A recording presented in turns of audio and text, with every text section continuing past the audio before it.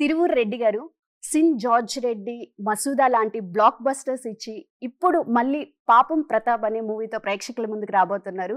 So మరి వారితో మాట్లాడి ఈ మూవీ గురించి మరిన్ని అప్డేట్స్ తెలుసుకుందాం. హాయ్ అండి, అలానే ఎలా ఉన్నారు? చాలా బాగున్నాను. యెస్. టీజర్ అయితే సూపర్ అంటే సూపర్‌గా ఉందండి. అండ్ మాకు టీజర్ చూసినప్పుడు అనిపించింది వైఫ్‌కో, హస్బెండ్‌కో ఏదో ఒక ప్రాబ్లమ్ ఉంది. సో ఆ ప్రాబ్లమ్ మీద మూవీ అనేది రన్ అవుతుందని అర్థమవుతుంది. అవును. సో మరసలు ప్రతాప్ అనే అతను పాపం అని ఎందుకు అనాల్సొచ్చిందంటారు?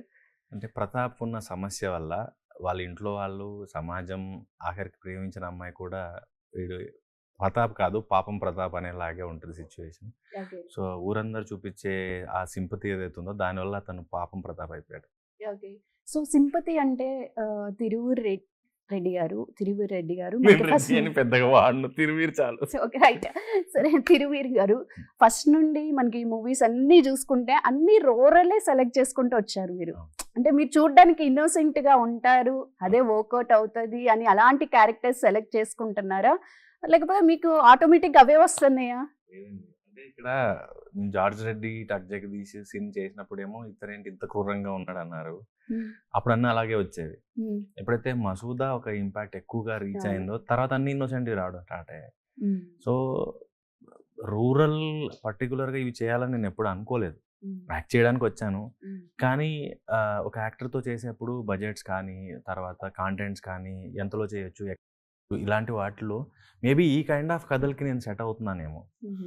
కథలు నాకు వచ్చేవి కూడా ఎక్కువగా ఒక మిడిల్ క్లాస్ అబ్బాయి, అవును. పక్కింటి అబ్బాయి ఇలాంటివి ఎక్కువ వస్తూ ఉంటాయి. సో మేబీ బడ్జెట్ ఫ్రెండ్లీ అయి ఉండొచ్చు, లేదా నేను వాటికి ఎక్కువ సూట్ అవుతానా నమ్మడం అయి ఉండొచ్చు. నిజంగానే మీరు ఇన్నోసెంటా, లేకపోతే మాకు క్యారెక్టర్స్ లో అలా ఇన్నోసెంట్ గా కనిపిస్తారా? ఇన్నోసెంట్ అనలేను, ఇంట్రోవర్ట్ అనగలను. ఇంట్రోవర్ట్ అంటారు. సో మరి ఇంత ఇంట్రోవర్ట్ అబ్బాయి ఈ ఇండస్ట్రీలోకి ఎలా వచ్చాడు? జాబ్ చేయడం నచ్చదు. సో అంటే ప్యాషన్ ఉండేదా చిన్నప్పటి నుంచి? లేదు, లేదు. అంటే నేను సినిమాలు చూసేవాడిని తప్ప ఎప్పుడు సినిమాల్లోకి రావాలని అనుకోలేదు. డిగ్రీ అయిపోతున్నప్పుడు మా కాలేజ్లో కూడా షూట్స్ అయ్యేవి చాలా వరకు. సిటీ కాలేజ్ నేను చదువుకుంది. సో ఉద్యోగం చేయకుండా ఏం చేయాలనిపించినప్పుడు నేను ఒక ఫ్లైట్ స్టీవర్డ్ కానీ లేకపోతే మోడలింగ్ కానీ ఇట్లా వేరే ఆప్షన్స్ ఏమున్నాయని చూస్తూ ఉండేవాడిని. ఓకే. అందులో షూట్స్ చూడడం వల్ల, కాలేజీలో కూడా గమనించడం వల్ల ఇది కూడా ఒక ఆప్షన్లా తీసుకున్నాను తప్ప సినిమాల్లోకే వెళ్ళాలని ఎప్పుడు అనుకోలేదు. ఎప్పుడైతే డిసైడ్ అయ్యానో అప్పుడు నేను థియేటర్ ఆర్ట్స్ జాయిన్ అయ్యి యాక్టింగ్ నేర్చుకుని అలా వచ్చాను. ఓకే. ఎప్పుడు 2016లో మీ జర్నీ స్టార్ట్ చేశారా? అంటే సినిమాల్లో ఫస్ట్ రిలీజ్ 2016, ఓకే. కానీ నేను థియేటర్ ఆర్ట్స్ అయిపోయింది 2011. సో 11 నుంచి ట్రై చేస్తూ ఉన్నాను, ఆఫీసులు తిరగడాలు, ఫోటోలు ఎలా తీయడాలు. ఉంది అప్పుడు స్ట్రగుల్స్ ఎలా ఉన్నాయి? అప్పుడు అంటే చాలా, ఇప్పుడు ఈజీ అయింది, అప్పుడు ఇంకా కష్టం. అవును. అప్పుడు ఓన్లీ ఫోటోలు తీసుకునేవాళ్ళు, వాట్సాప్లో పంపుతాను, మెయిల్లో చేస్తారనేది తక్కువ. సో ఈ రోజు ముంబైలోకి కూడా ఇక్కడ నుంచి ఆడిషన్ రికార్డ్ చేసి పంపొచ్చు, ఓకే. ఆ రోజు ఆ పరిస్థితి లేదు. సో ఆఫీస్కి వెళ్ళి ఫోటోలు ఇచ్చి మీకు నచ్చింది తీసుకోండి, లేదా సీన్ ఇవ్వండి చేస్తాను, ఇలాగ ఉండింది. అండ్ నాకు ఇంట్రోవర్ట్ ప్రాబ్లం వల్ల ఏంటంటే ఆఫీస్లో ఎక్కడ ఉన్నాయో కూడా తెలియదు. ఏదో గణపతి కాంప్లెక్స్ దగ్గర, మెట్రోపాలిటన్ కేఫ్ దగ్గర ఎక్కడన్నా ఫ్రెండ్ కలిసినప్పుడు అరే పలానా చోట ఆఫీస్ ఉంది ఫస్ట్ ఫ్లోర్లో వెళ్ళు, లేకపోతే పలానా ఇంట్లో ఆడిషన్స్ అవుతున్నాయి అలా వెళ్ళడం తప్ప. ఇప్పుడు అలా ఏం లేదు, గ్రూప్లో మెసేజ్ పెట్టచ్చు, లేకపోతే కాస్టింగ్ కాల్ కూడా మనకి సోషల్ మీడియాలో దొరికేస్తున్నాయి. సో మోర్ ఈజీ అయిపోయింది. అండ్ దీనికంటే కూడా ఈరోజు ఆడిషన్స్ కూడా వెళ్ళక్కర్లా, అంటే చేతిలో ప్లాట్ఫామ్స్ ఎక్కువ ఉన్నాయి. మీరు లైక్ ఈ మధ్య కాలంలో చూస్తే వైవహర్ష గారు కానీ, నెల్లూరు సుదర్శన్ గారు కానీ, మై విలేజ్ షో వాళ్ళు కానీ ఇలా అందరూ కూడా through Instagram, YouTube, social media నుంచే సినిమాల్లోకి ఈజీగా. ఈవెన్ రీసెంట్గా గోపి హ్యాపీ అని ఒక అబ్బాయి ఆఫీస్ తెలిసి ఆడిషన్ ఇవ్వక్కర్లా, మన దగ్గర టాలెంట్ ఉంటే ఒక స్మార్ట్ ఫోన్ చాలు, వాళ్ళే కాల్ చేస్తున్నారు రిటర్న్. Yes. సో మరి 2011 ఆ టైంలో చాలా స్ట్రగుల్స్ ఫేస్ చేశారని అయితే అర్థమవుతుంది. సో అసలు ఎందుకు మనకి అవసరమా అనిపించిన రోజు ఉందా? చాలా ఎవ్రీడే అనిపించిన రోజులు కూడా ఉన్నాయి. అంటే ఒక పట్టణ అయ్యేది కాదు, అంటే ఫస్ట్ థింగ్ సిగ్గు అడగడం, వర్క్ ఇవ్వండి అని తెలిసిన వాళ్ళని అడగడమే ప్రాబ్లం. తర్వాత మీరు సెలెక్ట్ అయ్యారండి చెప్తాం అనడం, తర్వాత మళ్ళీ కాల్ రాకపోవడం, వెయిట్ చేయడం, వస్తుందేమో అని ఒక ఆశ ఉంటుంది కదా. సో అవన్నీ చూసిన తర్వాత ఇంక ఇవి అవ్వేమో అనుకునే టైంలో ఒక చిన్న హోప్ వస్తుంది. సడన్గా ఎక్స్పెక్ట్ చేయకుండానే కాల్ వస్తుంది, వర్క్ వస్తుంది. అలా మళ్ళీ లైక్ అట్లా మల్లేశం వచ్చింది, అదే జార్జ్ రెడ్డి వచ్చింది, అలాగే పలాస్ వచ్చింది, అలాగే. సో అలాగా పేషెన్స్, ఓపికతో అలా వెయిట్ చేస్తూ ఉన్నాను. సో ఒక మూవీకి మిమ్మల్ని ఫైనల్ చేశాక క్యాన్సిల్ చేసింది అలాంటివి ఏమైనా ఉన్నాయా? చాలా ఉన్నాయి. ఓకే. సో ఒక ఇన్సిడెంట్ అలా ఏమైనా షేర్ చేసుకుంటారా? పుష్పలో నేను జార్జ్ రెడ్డికి సెలెక్ట్ అయ్యి ఉన్నాను. కాకపోతే నాకు ఫిజిక్స్ సరిపోలేదు, నేను సన్నగా ఉంటాను కదా, సో ఎంత జిమ్ చేసినా నేను తొందరగా బల్క్ అవ్వను, సో ఫిజిక్ ఒక అడ్డు అయింది అప్పుడు. గ్రేట్. సో పాపం ప్రతాప్ ఈ స్టోరీ ఎలా వచ్చింది మీ దగ్గరికి? నాకు నరేష్ 2021లో చెప్పాడు. 4 years బ్యాక్ చెప్పారు. ఓకే.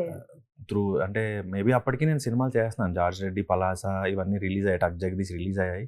సో ఒక కొత్త యాక్టర్ కిందనే లీడ్గా అప్పుడు నేనేం చేయాల, మసూదా షూట్ అవుతుండేది, ఇంకా బయటకు తెలియదు. సో మీకు ఒక కథ చెప్పాలండి అన్నారు, ఇంటికి వచ్చి కథ చెప్పారు, నాకు బాగా నచ్చింది, కానీ తనకు ప్రొడ్యూసర్ దొరకలేదు. సో చాలా కాలం తిరిగాడు, మధ్యలో మళ్ళీ ఒకసారి వచ్చాడు, మళ్ళీ ప్రొడ్యూసర్ వెళ్ళిపోయాడు అన్నారు. ఆఖరికి 2024లో ఈటీవీ విన్ వాళ్ళు ఓకే చేశారని అప్పుడు చెప్పాడు. ఓకే. సో 4 years తర్వాత కూడా మళ్ళీ మీ దగ్గరికే వచ్చింది ఆ స్టోరీ. అంతే, బియ్యం మీద రాసి పెట్టున్నట్టు సినిమాల మీద కూడా రాసి పెట్టుంటుంది. తినే అన్నం మీద రాసి పెట్టినట్టు మీకు మీ పేరు ఉంది దీని మీద. సో మీకు అంటే 2021లో కథ చెప్పినప్పుడు మీకు నచ్చింది అన్నారు. అంత నచ్చడానికి ఆ పాయింట్ ఏం నచ్చింది స్టోరీలో? అంటే తను రాసే విధానం ఏదైతే ఉంటుందో మనకి ఈవీవి గారిని గుర్తు తెస్తుంది. అంటే ఈవీవి గారు ఎంత గొప్ప డైరెక్టర్ అంటే, ఆయన ఒక జంబలకిడి పంబ లాంటిది ఆ రోజుల్లో రాశారు. అది ఒక కామెడీ ఫిల్మ్ మాత్రమే కాదు, మోర్ దాన్ దట్. నేను ఒక ఆరుగురు పతివ్రతలు చేయగలుగుతారు, ఒక బెండప్పరావు చేయగలుగుతారు. సో అలాగా అట్లా బ్లెండ్ చేశాడు, ఒక ఎమోషన్ని కామెడీని అంత బాగా బ్లెండ్ చేశాడు. సో అందుకని నాకు వినగానే ఇంకా సెకండ్ థాట్ ఏం లేదు, ఎప్పుడు కావాలో చెప్పండి డేట్స్ అని. సో ఈ మూవీలో హీరోయిన్ తో మీరు వర్క్ చేసినప్పుడు ఎలా అనిపించింది? ఆవిడ చాలా ప్రొఫెషనల్ అండి. అంటే ఆవిడ సెట్కి వస్తారు, ఎలా చదువుకుంటారు, ఓకే షార్ట్ రెడీయా అంటారు, కట్ చెప్పగానే మళ్ళీ ఆవిడ మల్టీ టాస్కింగ్ చేస్తూ ఉంటారు. ఒకవైపు తనకేవో బిజినెస్ రిలేటెడ్ వర్క్స్ కానీ, తర్వాత work related, modelling related, so చాలా ఆక్యుపైడ్ ఉంటారు. షార్ట్ గ్యాప్లో మాత్రం ఆమె ఫుల్ బిజీ, షార్ట్లో మాత్రం క్యారెక్టర్. ఓకే.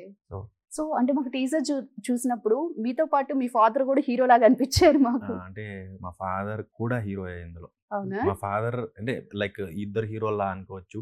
ఓకే. సో మనకి ఒక జెర్సీ ఎలా అయితే ఫాదర్ అండ్ సన్ బాండింగ్ మీద ఉండిందో, నేను అలా కంపేర్ చేయను, కానీ ఇందులో కూడా ఫాదర్ అండ్ సన్ బాండింగ్ అంత బాగా వచ్చింది. అంటే ఒక ఫ్రెండ్స్ లాగా అంటారా? అంటే ఒక వయసు వచ్చిన కొడుకుతో కొన్ని సందర్భాల్లో ఫ్రెండ్ గా, కొన్ని సందర్భాల్లో గైడ్ గా ఇలా అంటారు కదా, అలా ఉంటాడు. సో ఏం నేర్చుకున్నారు? ఆయన ఎప్పుడో సీనియర్ యాక్టర్, చాలా సీనియర్ యాక్టర్, నాటకాల నుంచి వచ్చారు, చాలా సీనియర్ యాక్టర్, చాలా మూవీస్ తీశారు. సో ఆయన దగ్గర నుంచి ఏం నేర్చుకున్నారు మీరు? ఆయన సెట్ లో ఉంటే ఒక వైబ్రెంట్, ఒక ఎనర్జీ అలా పాస్ అవుతూ ఉంటుంది. అంటే ఈజీగా మౌల్డ్ అవుతారు. తర్వాత వాయిస్, బేస్ వాయిస్ వేసుకుని అంటే చాలా తొందరగా గ్రాస్ప్ చేస్తారు, ఏం అడుగుతున్నాడు, ఏం కావాలి అని. సో అది నాకు బాగా నచ్చింది. ఓకే. లైఫ్లో కొన్ని పాయింట్లో అరే ఇలా అడిగారు ఏంద్రా అని అనిపిస్తుంది. ఇప్పుడు ఫర్ ఎగ్జాంపుల్ నేను ఇంటర్వ్యూకి వచ్చినానుకో, యాంకర్ ఎవరు అంటారు నన్ను. సో అలాగే మిమ్మల్ని మీ మూవీలో హీరో ఉన్నా కానీ మిమ్మల్ని అలా అడిగిన సందర్భాలు ఉన్నాయా? ఈ మూవీలో హీరో ఎవరని మిమ్మల్ని డైరెక్ట్? చాలాసార్లు, నేను మొన్న కూడా చెప్పాను కదా, అది రెగ్యులర్. అంటే నేను సినిమా ఇండస్ట్రీ వాళ్ళకి అందరికీ తెలుసు, కానీ కామన్ ఆడియన్స్ వరకు మేబీ అందరికీ తెలియపోవచ్చు, సినిమా లవర్స్కి నేను తెలుసు. సో ఆ దాంట్లో మసూదా టైం నుంచి, కానీ మసూదా టైంలో డైరెక్టర్ ఒకసారి డైరెక్టర్ని అడిగారు, డైరెక్టర్ ఎవరు అని, రాయలసీమలో షూట్ చేస్తాం. అప్పుడు ఆయన ఇచ్చిన ఆన్సర్ నాకు బాగా నచ్చింది, నేను దాన్ని కాపీ చేయడం స్టార్ట్ చేశాను. డైరెక్టర్ ఎవరు అంటే అక్కడ ఉన్నాడండి అని చెప్పాడు ఆయనే. సో అలా ఎందుకు చెప్పావంటే మరి ఇప్పుడు ఏం చెప్తాం అన్నాడు. సో నేను అది పట్టుకున్నాను. సో ఎప్పుడైనా హీరో ఎవరు అంటే క్యారవాన్లో ఉన్నాడు, వస్తాడు, లోపల ఉన్నాడు, అంతేగాని నేనే అని చెప్పేవాళ్ళు. అది చాలా తక్కువ. సో ఎందుకు ఆ పాయింట్లో ఏమనిపించేది మీకు? అప్పట్లో నవ్వుకునేవాడిని, తర్వాత చిన్న బాధేసింది. తర్వాత అది ఎప్పుడైతే అది కూడా నేను తీసుకోవడం స్టార్ట్ చేశాను, నేను తెలియదులే ఏదో రోజు తెలుస్తుంది అని. అంటే మోర్ నాకు వర్క్ రావాలి, నేను హ్యాపీగా ఉండాలి. సో తను గుర్తుపట్టకపోవడం వల్ల చిన్న బాధ ఒక సెకండ్కి ఉండొచ్చు, కానీ నేను పనిలో ఉన్నాను, అది నాకు ఎక్కువ హ్యాపీనెస్ ఇస్తుంది. Great. So Masooda turning point అనొచ్చా మీకు? లీడ్ గా అదే టర్నింగ్ పాయింట్. డిఫరెంట్ క్యారెక్టర్, అంటే మీ బిఫోర్ క్యారెక్టర్స్ కి అది మసూదా చాలా డిఫరెంట్ గా హారర్ కదా. సో ఎలా ఉంది అప్పుడు వర్క్ ఎక్స్పీరియన్స్ ఎలా ఉంది? అంటే నాకు ఆ బ్యానర్ లో చేయాలని ఉండింది. అప్పటికి వాళ్ళు మళ్ళీ రావా, ఏజెంట్ రాత్రి 2 సినిమాలు హిట్స్ కొట్టేసి ఉన్నారు, అండ్ ఆల్రెడీ థర్డ్ ఫిల్మ్ అన్నప్పుడు ఇంకా మోర్ కాన్షియస్గా ఉంటారు. కాబట్టి నేను హీరోగా అన్నది నేను ఎక్స్పెక్ట్ చేయలేదు, ఎందుకంటే నేను ఏజెంట్ ఆత్రేయకి ఆడిషన్ ఇచ్చి రిజెక్ట్ అయ్యాను. చిన్న రోల్ ఏదో. సో థర్డ్ ఫిల్మ్కి నాకు ఆడిషన్ అడగలేదు, తీసుకున్నారు. కథ చాలా బాగుంటుంది. అది నేను స్క్రిప్ట్ చదివినప్పుడే నాకు భయం వేసింది. సో చదువుతున్నప్పుడే భయం వేసింది, అంటే విజువల్గా ఎంత బాగుంటుందో అనిపించింది. డైరెక్టర్కి ఉన్న క్లారిటీ, ప్రొడక్షన్ హౌస్కి ఉన్న రికార్డ్, ఇవన్నీ చూసి ఇంకేం ఆలోచించకూడదు అనిపించింది. సో అలా ఓకే చేశాను. తర్వాత లీడ్గా ఇంకా ఆ సినిమా నిలబెట్టాను. ఆ టైంలో మీ మీద ట్రోలింగ్స్ వచ్చాయి చూసారా? పక్కిండండి. పక్కింటి ఆంటీ కోసం చావు దాకా వెళ్ళడం ఏందిరండి? అవి ట్రోలింగ్స్ అంటే ట్రోలింగ్స్ అనేవి ఇప్పుడు కామన్ అయిపోయినాయి. అవును. సో అలా మీకు హర్ట్ అయిన ట్రోలింగ్ మీ విషయంలో ఏమైనా ఉందా? అస్సలు ఏంటంటే నేను స్క్రిప్ట్ చదివినప్పుడే చెప్పా. డైరెక్టర్ పేరు సాయి, నేను సాయిబాయ్ అంటాను. సాయిబాయ్ ఎక్కడ తేడా కొడుతుందా అని అడిగాను. కొట్టాలనే పెట్టాను నేను అన్నాడు. అంటే మనిషిగా సహాయపడడానికి సంబంధమే అక్కర్లేదు అనేది అక్కడ గట్టిగా పేలాలి అంటే ఇక్కడ డౌట్ వస్తే నాకేం ప్రాబ్లం లేదు అని. సో అందుకని నాకు ముందే తెలుసు కాబట్టి నేను సర్ప్రైజ్ అవ్వాలా, నవ్వుకునేవాళ్ళం. ఈవెన్ సంగీత గారికి ఫార్వర్డ్ చేసేవాడిని నేను. అరే ఏమైనా ఇలాంటివి ఏమైనా వస్తే నాకు పంపించు, నవ్వుకుందాం అనేది. సో ఫన్ గా తీసుకునేవాళ్ళు ట్రోలింగ్స్ కూడా. సో అంత పాజిటివిటీ ఉంది మీలో అయితే. నేర్చుకుంటున్నారు. సో మీరు క్యారెక్టర్స్ చేశారు, చిన్న చిన్న క్యారెక్టర్స్, లీడ్ రోల్స్ చేశారు, ఇప్పుడు హీరోగా చేస్తున్నారు. నెక్స్ట్ ఏదైనా పెద్ద మూవీస్ లో మీకు క్యారెక్టర్ వస్తే చేస్తారా? అంటే లైక్ ఇప్పుడు ధృవాలో అరవింద్ స్వామి గారి రోల్ ఉంటుంది, అలా వస్తే చేస్తారు. ఎస్. సో ఈ హీరో పక్కన సెకండ్ హీరోగా చేసినా బాగుంటది అనే ఒక గోల్ లాంటిది ఏమన్నా ఉందా మీకు? చాలా మంది ఉన్నారు. ఒక ఇద్దరు పేర్లు చెప్పండి. అంటే ఎన్టీఆర్ గారి సినిమాలో హీరో, సెకండ్ హీరో అనలేను కానీ ఫహద్ ఫాజిల్ గారితో కానీ, ధనుష్ గారితో కానీ, కార్తీ గారు, దుల్కర్ సల్మాన్ గారు, వీళ్ళతో. ఎన్టీఆర్ గారి దాంట్లో ఏది ఇచ్చినా చేస్తాను, వాళ్ళ దాంట్లో అయితే ఇంకా సెకండ్ హీరో లాంటిది వస్తే ఇంకా మోర్ హ్యాపీ. సూపర్. సో మీకు మీరు అనిపిస్తారా నేను హీరోగానే కాదు విలన్ గా కూడా సూట్ అవుతానని? నేను వచ్చిందే విలన్ గా అవుదామని వచ్చారా? నాకు బ్రేక్ ఇచ్చిందే విలన్. నేను జార్జ్ రెడ్ లో బెస్ట్ విలన్ తీసుకున్నాను. టక్ జగదీష్ లో నాకు ఎక్కువ పేరు వచ్చింది ఆ నెగిటివ్ క్యారెక్టర్. అండ్ సిన్ అని ఆహాలో వెబ్ సిరీస్ ఉంది, అది కూడా చాలా పాపులర్ అప్పుడు. సో నేను స్టార్ట్ చేసిందే నెగిటివ్ రోల్స్ తో కాబట్టి నేను ఇంకా ఎక్కువ ఎంజాయ్ చేస్తాను నెగిటివ్ రోల్స్.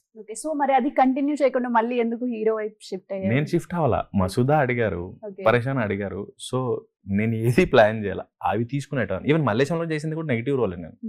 తర్వాత వీళ్ళు ఎప్పుడైతే నన్ను లీడ్గా చూశారో తర్వాత ఇలా కంటిన్యూ అవుతున్నాను. నెగిటివ్ రోల్ ఇప్పటికీ నేను చేయడానికి రెడీ, కానీ అరవింద్ స్వామి గారు లాగా అద్దిరిపోతే లైక్ సరిపోదాలో మన ఎస్జే సూర్య గారు చేశారు, అలా అద్దిరిపోతే చేయొచ్చు. గ్రేట్. సో ఈ మూవీ స్టోరీ అనేది విలేజ్ బ్యాక్ డ్రాప్ లో ఉంది. సో విలేజ్ బ్యాక్ డ్రాప్ లో ఉన్న మూవీస్ అన్ని ఇప్పుడు బ్లాక్ బస్టర్ అవుతూ వస్తున్నాయి. సో ఈ మూవీ అనేది మీరు ఎక్స్పెక్టేషన్స్ ఎలా ఉన్నాయి మీకు? నేను 100% షూర్ అండి, చాలా బాగా వచ్చింది. అంటే ఫస్ట్ థింగ్ చదివినప్పుడే ఎప్పుడైతే నచ్చుతుందో చాలా తక్కువ రిస్క్ ఉంటుంది. అంటే స్క్రీన్ మీదకి వచ్చే టైంలో పాడవడం అనేది చాలా తక్కువ జరుగుతుంది, పేపర్ మీదే ఆ కాన్ఫిడెన్స్ వచ్చినప్పుడు. అండ్ వీళ్ళు అంతే కేర్ తీసుకొని విజువల్గా కానీ, మ్యూజిక్ కానీ, టెక్నీషియన్స్ కానీ, ప్రొడక్షన్ హౌస్ కానీ అందరూ కూడా అంతే కేర్ తీసుకొని చెక్కుతున్నారు. ఇంకా ఎవ్రీ ఫ్రేమ్ చెక్కుతున్నారు వాళ్ళు. కాబట్టి నేను షూట్ చేసేటప్పుడు చూశాను, డబ్బింగ్ చెప్పేటప్పుడు చూశాను, నేను 100% షూర్. గ్రేట్. సో అంటే టీజర్ చూసినప్పుడు మాకు ప్రతాప్కి ఏదో ప్రాబ్లం ఉంది అని అర్థమవుతుంది. ఆ ప్రాబ్లమ్ని ఆడియన్స్ తీసుకోగలుగుతారంటారా ఈ మూవీ చూసాక? బాగుంటుందండి, కొంతమంది కనెక్ట్ అవ్వచ్చు. అంటే ఆ ప్రాబ్లం నేను కూడా 1-2 సార్లు సఫర్ అయ్యాను ఇన్ రియల్, అది చెప్పకూడదు. సో 17th రోజు చేస్తే అప్పుడు చెప్తాను నేను నా లైఫ్లో ఆ ప్రాబ్లం ఎంతవరకు వచ్చింది అన్నది. సో కనెక్ట్ అవుతారు. సో ఆఫ్టర్ మ్యారేజ్ ప్రతాప్కి ఆ ప్రాబ్లం ఉందా? అది కూడా నేను ఇప్పుడు చెప్పకూడదు. గ్రేట్. సో ఎమోషనల్ గా ఉంటది అంటారా ఈ మూవీ? ఎక్కువ కామెడీ అంటారా? నవ్వుతారు, ఏడుస్తారు. అంటే ఎంత బాగా రాశాడంటే నేను అందుకే అది ఓకే చేసింది. తల్లిదండ్రులతో ఉన్న ప్రతాప్తోను, గర్ల్ ఫ్రెండ్తో ఉన్న ప్రతాప్తోను, పెళ్ళాంగా వచ్చిన గర్ల్ ఫ్రెండ్తో ఉన్న ప్రతాప్తోను ఈ 2 సీన్స్ కూడా, 2 ట్రాక్స్ కూడా అంతే బాగా బ్లెండ్ అయ్యాయి. సో ఒక యంగ్స్టర్స్ మాక్సిమం మనకి తెలుసో తెలియకో ఇలాంటి ప్రాబ్లమ్స్ ఫేస్ చేస్తూ విలేజ్ దగ్గర నుంచి కానీ, ఫ్యామిలీ దగ్గర నుంచి కానీ ఆ స్ట్రగుల్స్ అనేవి తీసుకుంటూ ఉంటారంటారా ఈ క్యారెక్టర్ లాగా? తక్కువ అండి. అంటే ఇవి ఎంతమందికి ఉంటుందో తెలీదు, బట్ చాలా తక్కువ, అరుదు. ఉన్నప్పుడు మాత్రం అంటే ప్రాబ్లం ఉంటేనే కనెక్ట్ అవ్వాల్సిన అవసరం లేదు. ఇది మోర్ లైక్ ప్రాబ్లం మీద కంటే మోర్ ఎమోషన్ మీద ఉంటుంది సినిమా. ఎక్కువ ఎమోషనల్ గా రిలేషన్షిప్స్ ఎమోషన్ మీద ఉంటుంది కాబట్టి ప్రాబ్లం అన్నది ఒక బై ప్రోడక్ట్ లాగా. ఓకే. సో మసూదా తర్వాత మీకు మంచి ఆపర్చునిటీస్ వస్తున్నాయి అని అయితే అర్థమవుతుంది. సో మరి పాపం ప్రతాప్ తర్వాత ఎలా ఉండబోతుంది అంటారు? కెరియర్ ఎలా ఉంటుంది అంటారు? ఇంకా మోర్ కమర్షియల్ ఫిల్మ్స్ వస్తాయి అనుకుంటున్నాను. ఇంతవరకు నాకు అందరూ ఒక ప్యారలల్ ఫిల్మ్స్ అని, లేకపోతే సబాల్టర్న్ ఫిల్మ్స్ అని ఏవో పదాలు చెప్తుంటారు. అంటే కమర్షియల్ ఫిల్మ్ కానీ కొన్ని సినిమాలు ఉంటాయి కదా, అలా ఎక్కువ అప్రోచ్ అయ్యేవాళ్ళని. సో మేబీ ఈ సినిమా తర్వాత కమర్షియల్ సినిమాస్ కూడా వస్తాయి అనుకుంటున్నాను. ఓకే. సో ఈ సినిమా తర్వాత మళ్ళీ మిమ్మల్ని విలన్ గా అయితే చూడమంటారు? చూడొచ్చు. అంటే ఒక మనిషిలో ఎప్పుడు ఏది కనబడుతుందో తెలియదండి. ఎందుకంటే నేను నెగిటివ్గా చేసిన వాడిని మసూదాలో ఇన్నోసెంట్గా చూడగలిగారు, కాబట్టి ఏదైనా possible. Okay. So Masooda 2 plan ఉందా మరి? అది ప్రొడ్యూసర్ డైరెక్టర్లే చెప్పాలి. అంతే అంటారా? Super super. So April 17th ఈ మూవీ థియేటర్స్లోకి వస్తుంది. సో మరి ఒక అన్ని డబ్బులు పెట్టి ఖర్చు పెట్టుకొని థియేటర్కి వచ్చి ఈ మూవీ చూసినందుకు ఆడియన్స్ ఏం తీసుకోవచ్చు అంటారు ఈ మూవీ నుండి? బేసిక్గా మనకి ఒక సినిమా ఎందుకు చూస్తాము అంటే ఎమోషనల్ ఎక్స్పీరియన్స్ కోసమే. ఎంటర్టైన్మెంట్. అంతే, అది ఏదైనా నవ్వుతామా ఏడుస్తామా, అన్ని సినిమాలు నవ్వించు. కొన్ని సినిమాలు ఏడవడానికి కూడా వెళ్తాం మనం. నా చిన్నప్పుడు నాకు గోరింటాకు, పుట్టింటి రాచెల్లి మా ఇంట్లో వాళ్ళు టికెట్లు తెమ్మని దొరకలేదు నాకు.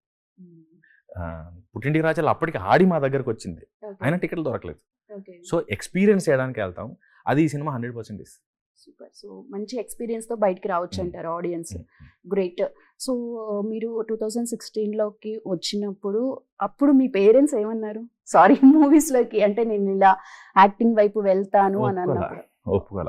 అంటే మనకి ఎందుకు ఇవన్నీ, ఏదో ఉద్యోగం చేసుకొని ఎంత డబ్బు తెచ్చుకొని పెళ్లి చేసుకుంటే హ్యాపీగా ఉండొచ్చు కదా, ఇది మంది కాదు మనకి ఎందుకు అన్న ఫీలింగ్ ఉన్నారు. కన్విన్స్ చేయాల్సి వచ్చింది, ఫైట్ చేయాల్సి వచ్చింది. ఫ్రెండ్స్ కూడా లెస్ దెన్ 10%. మిగతా వాళ్ళందరూ ఎందుకు ఆ రిస్క్, ఎప్పటికవుతుందో తెలియదు, మనకి ఎవరు తెలియదు, అవసరమా, పేరెంట్స్ని చూసుకోవచ్చు, ఉద్యోగం చేసుకో, బాగా చదివేవాడిని. సో ఏదో ఒక జాబ్ చేసుకోవచ్చు లాగా. ఒక 10% మాత్రం నువ్వేదో నమ్ముతున్నావు అదే చెయ్యి, ఏదో ఒక రోజు వస్తుంది, కనీసం నువ్వన్నా నీకు నచ్చిన పని చేయి, మేము చేయలేకపోతున్నాము, అలా సపోర్ట్ చేసేవాళ్ళు. ఓకే. అంటే ఎటువంటి బ్యాక్గ్రౌండ్ లేకుండా ఇలా ప్యాషన్తో ఇండస్ట్రీలోకి వచ్చేవాళ్ళు ఎలా ఉంటుందంటారు? వాళ్ళ ఫ్యూచర్ ఎలా ఉంటుందంటారు? అంటే ఒకటి నమ్ముకుంటే మాత్రం ఏదో ఒక రోజు వస్తుందండి. ఎప్పుడు వస్తుందో తెలియదు, కానీ రావడం మాత్రం ఖచ్చితంగా వస్తుంది. ఒకరికి తొందరగా రావచ్చు, ఒకరికి లేట్గా రావచ్చు, కానీ వస్తుంది. కాకపోతే ఓపిక ఉండాలి. అండ్ దాని ఏమంటారు, సర్వైవల్ చూసుకుంటూ ఓపిక్గా ప్రయత్నం చేస్తూ ఉంటే మాత్రం డెఫినెట్గా ఏదో ఒకటి వస్తుంది. ఫైనాన్షియల్ స్ట్రగుల్స్ చూసారా మీరు? ఆబ్వియస్లీ. అంటే నాకు వేరే ఉద్యోగం ఏం చేయవాడిని కాదు, నాటకం వేసేవాడిని, అడపదడప డబ్బింగ్లో, రేడియోలో ఇవి చేసేవాడిని. సో కాబట్టి స్ట్రగుల్స్, ఇంట్లో అడగడానికి ఒక మొహమాటం, ఒక వయసు వచ్చాక, సో స్ట్రగుల్స్ కామన్. సో నాటకాలు బాగుండేవంటారా? ఇలా బిగ్ స్క్రీన్ లో యాక్టింగ్ ఇలా బాగుందంటారా? బిగ్ స్క్రీన్ లో మిమ్మల్ని చూసుకున్నప్పుడు దేనికి అదే అండి. అంటే ఒక నాటకం అయిపోయిన తర్వాత కొట్టే చప్పట్లు అవి సినిమా ఇవ్వలేదు. ఆ సాటిస్ఫాక్షన్ ఏదైతే ఉంటుందో అది లైవ్ ఆడియన్స్ సినిమా మనం కళ్ళతో చూస్తాం కదా వాళ్ళ క్లాప్స్ ని, అది మ్యాజిక్. అది అంటే దానికోసం మళ్ళీ ఏమైనా చేయాలనిపిస్తుంది.